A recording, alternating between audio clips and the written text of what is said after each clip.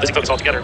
How it works is you paste text in, say, from a article, and it displays one word at a time at around 400 words per minute versus 250 words per minute for normies. I'm not a coder, but I did run the product team at my last startup, and the experience was so similar to working with a developer. The better I defined the project upfront. If I started with a loose definition, it could become really laborious again, just like working with a real developer.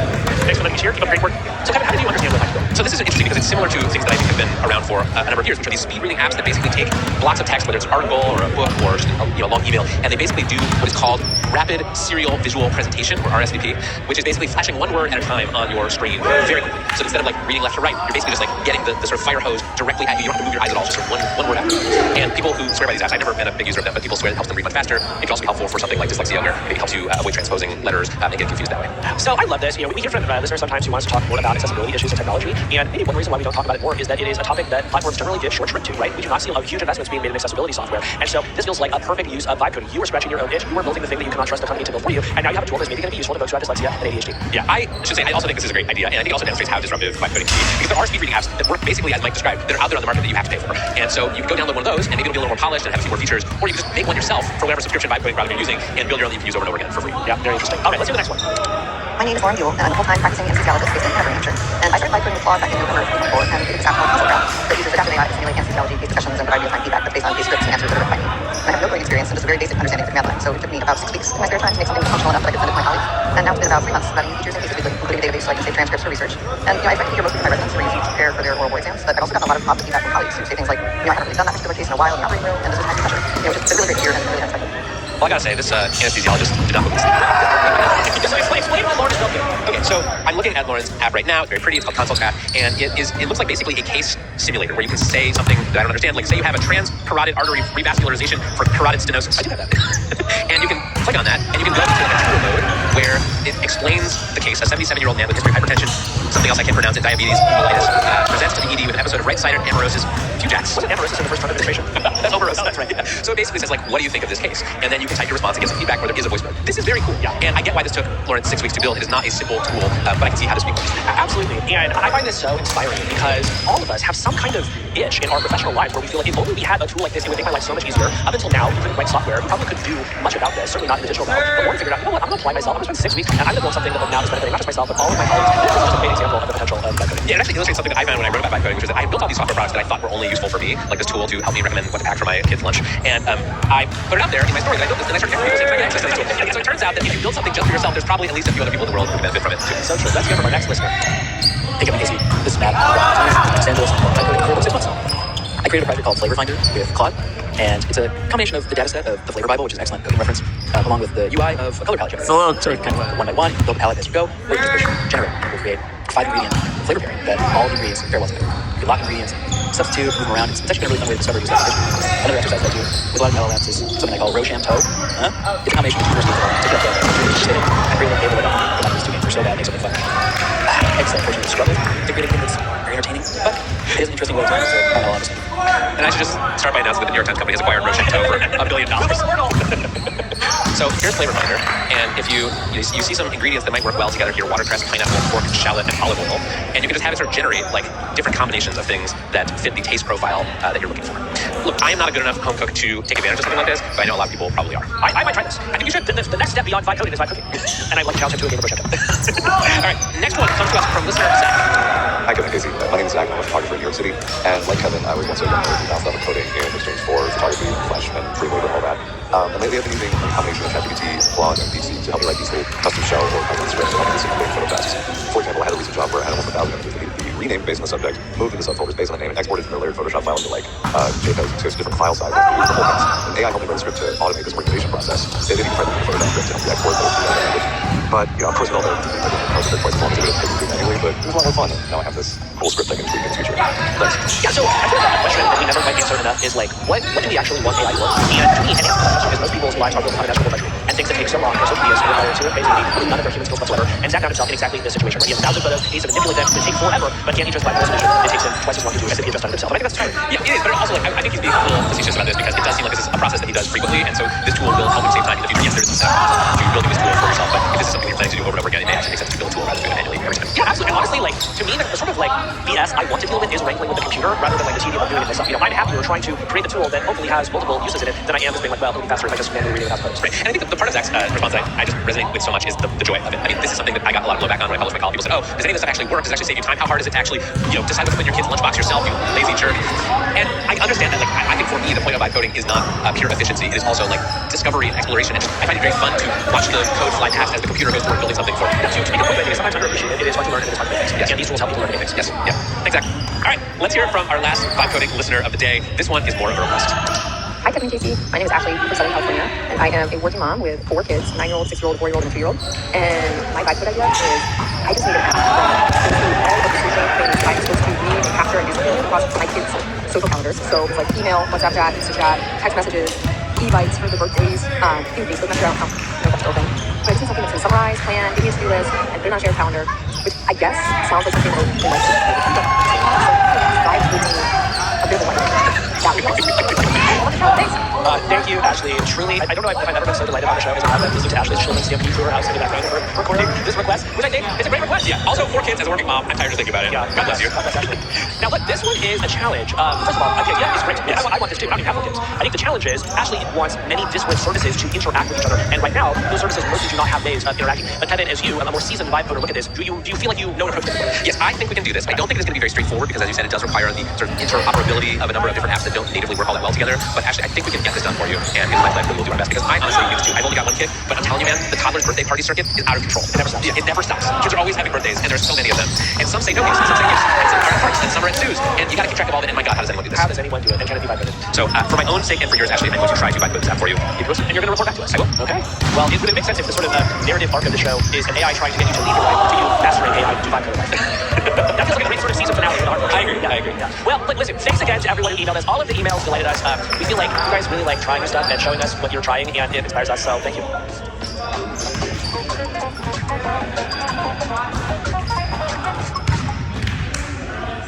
This is a message from sponsor Intuit TurboTax. Taxes was getting frustrated by your forms. Now Taxes is uploading your forms with a snap, and a TurboTax expert will do your taxes for you. One goes back by the latest tax, which cross-checks millions of data points for absolute accuracy, all of which makes it easy for you to get the most money back guaranteed. Get an expert now on TurboTax.com. Only available with TurboTax Live full service. See guarantee details at TurboTax.com/guarantees. This episode is supported by Choiceology, an original podcast from Charles Schwab. Hosted by Katie Milkman, an award-winning behavioral scientist and author of the best-selling book, How to Change. Choiceology is a show about the psychology of economics behind our decisions. Hear true stories from real-world lawyers, historians, authors, athletes, and everyday people about why we do the things we do. Listen to Choiceology at schwab.com/podcast or wherever you listen.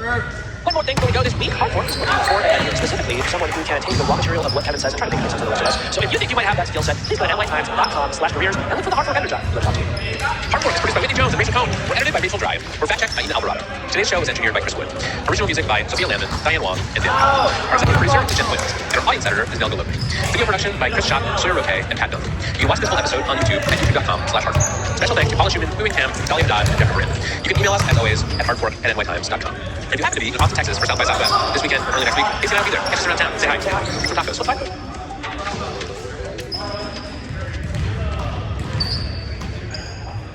Nobody is selling better than Shopify, home of the #1 checkout on the planet. And Shopify boosts conversion up to 50%. So if you're into growing your business, your commerce platform better be ready to sell wherever your customers are scrolling or scrolling. On the web, in your store, on the businesses sell on Shopify. Sign up for your $1 per month trial period at shopify.com/NYT. All lowercase. Go to shopify.com/NYT to upgrade your selling today. Shopify.com/NYT. The podcast about great technology companies and the stories and No, you said technology. Now we definitely have culture. I guess I really want us to be about technology companies. Well, this is a technology company. It's a sign. All right, here we go. Who got you? Is it you? Is it you? Is it you? Who got you now? Is it you? Is it you? Is it you? Sit it down. Say it straight. Another story on the way. Who got you? Welcome to the Spring 2025 season of Wired, the podcast about great companies and the stories and the folks behind them. I'm Ben Gilbert. I'm David Rosenthal. And we are your hosts. Today, we have something very special to share with you. After becoming obsessed with semiconductors from our TSMC episode 4 years ago, Dave and I wound our way through the rest of the industry, studying fabulous companies like NVIDIA and Qualcomm, architecture companies like ARM, and chip design software companies like Synopsys.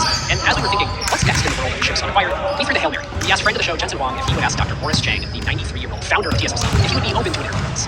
It is, I didn't say it, and super cool that Jensen took time to help us with this. It's not like it doesn't have a lot of other things going on. Yes. Well, listeners, it happened. So today's episode is a conversation that we recorded in Taipei last week at Dr. Chang's office. We flew to Taiwan for a 48-hour whirlwind, where we spent some time at TSMC's headquarters in Hsinchu Science Park, where many of TSMC's fabs are located. Super cool to see. Totally. So conveniently, Dr. Chang just published Volume 2 of his autobiography a couple months ago after a 26-year hiatus from Volume 1. But inconveniently, it is written in traditional Chinese and not published in the Western world. We managed to get our hands on an unpublished translation of the book to prepare, and what you are about to hear focuses on a few crucial stories from TSMC's history that Dr. Chang shares in his memoir about Apple, NVIDIA, and the birth of the fabless industry. Yes, and big thank you to Karina Bao, who we were lucky to connect with after we set this up, and who has been translating Morris's memoirs with funding from Taiwan Talent and Emerging Ventures. Right now, the memoirs are not published in English, and we will let you know if that happens. Yep. All right, listeners, you can join our email list at acquire.fm/email. You'll get an email every time a new episode drops once a month. And this is also where we have past episode directions, plus a fun little game where we give hints at what the next episode will be. I always have fun with this. This episode is presented by our partners at JP Morgan Payments. It's just like I'm saying, every company has a story. Every company's story is powered by payments, and JP Morgan Payments is a part of so many other journeys from seed to IPO and beyond. Yep. So with that, the show is not investment advice. David and I make investments in the companies that we discuss in the show is for informational and entertainment purposes. Please enjoy this conversation with Dr. Horace Chang with some of David and my reflections following its We thought as a fun way to start things off would actually be to talk about the man who introduced us. Could you tell us a little bit in your words about your relationship with Jensen and TSMC's special relationship with NVIDIA? It started my relationship with Jensen. It started with a letter that he sent me. I think it was 1997. And the letter was sent to the post office. And I received it in Zhengzhou. And the letter said that they were NVIDIA CEO of a small company, but they had developed some really promising chips. But they were looking for a foundry, and they had approached TSMC's San Jose office, but they really got no answer from San Jose office. Could I please contact Jensen, because NVIDIA really wanted to do business with TSMC. So I was going to the US in the next week anyway. So the letter, frankly, raised my curiosity and also irritated me a little bit, because I had always told our salespeople that we should never be negligent in talking to future customers, even if the customer seems to be a very small one. And at this point, NVIDIA was 4 years old. They were basically bankruptcy, and they had maybe 50 or 60 employees. So TSMC had we had exceeded. I remember we had exceeded the $1 billion in revenue in '95, and this was '97. So we were, relatively speaking, we were a pretty big company. Which is very impressive. You were yourself only a 10-year-old company doing over $1 billion in revenue. Yeah, right. So the following week I went to California, and I called him back without advance notice. I called Jensen. I looked up. I think there was a telephone number on stationery that sent me to that call. Jensen himself, and there was a lot of background noise because he was arguing something with his people. But as soon as I introduced myself, I was at Morris Chang. He immediately shouted to those people that were making noises, "Fire them! Morris Chang is calling me."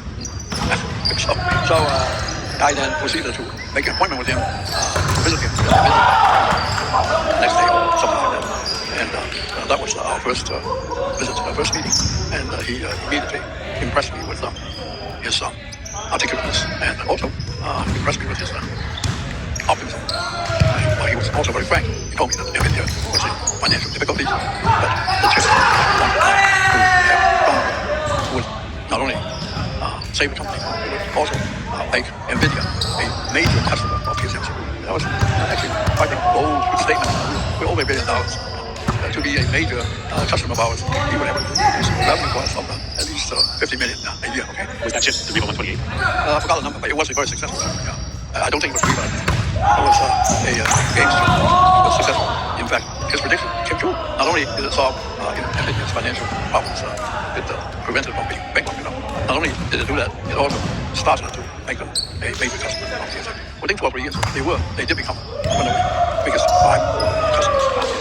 Very successful chip, yeah. So there was a great partnership forged there. TSMC would fab the chips, manufacture them, NVIDIA would design them. That is true all the way to today at scale. It hasn't always been easy. It hasn't always been perfect. I want to go to this moment in 2009 on the 40-nanometer node where development was slower than TSMC had hoped. It was costing customers like NVIDIA time and money. Can you share the story of how this came to be and how it resolved?